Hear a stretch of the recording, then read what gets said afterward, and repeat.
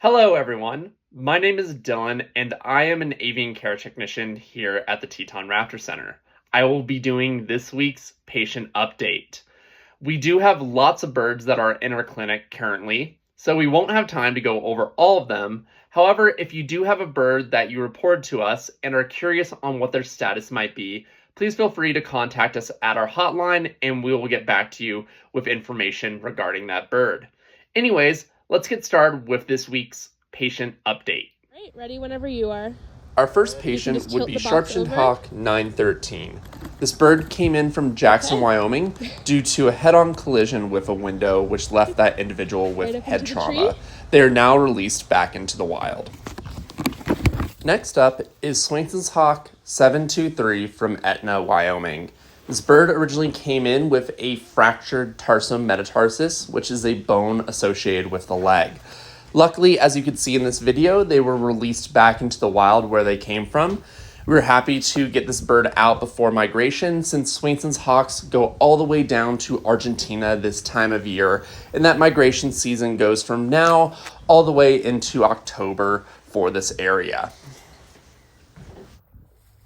The last release for this week would be Red-tailed Hawk 726 from Wilson, Wyoming.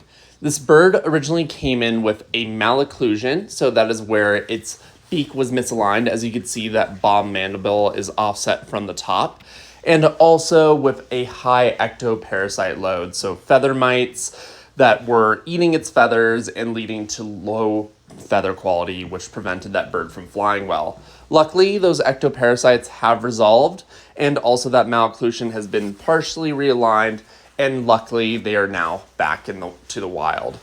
And lastly, we would want to thank all of our volunteers, transporters, and finders that did help us with these birds and releasing them back into the wild.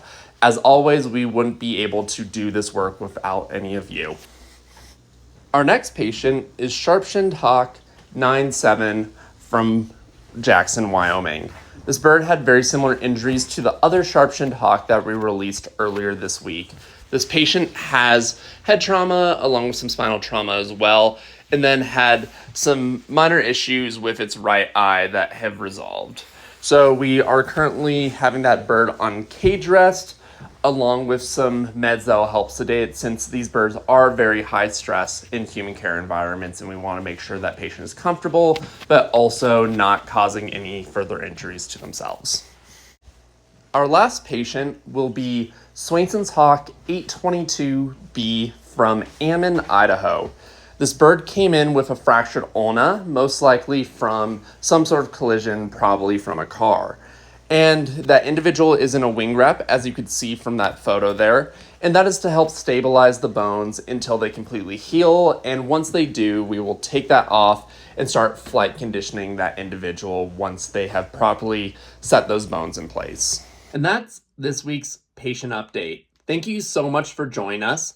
And if you do want to donate and keep wild birds wild, please click the link below. But thank you again for joining us, and we will see you next week for our patient update. Thanks again.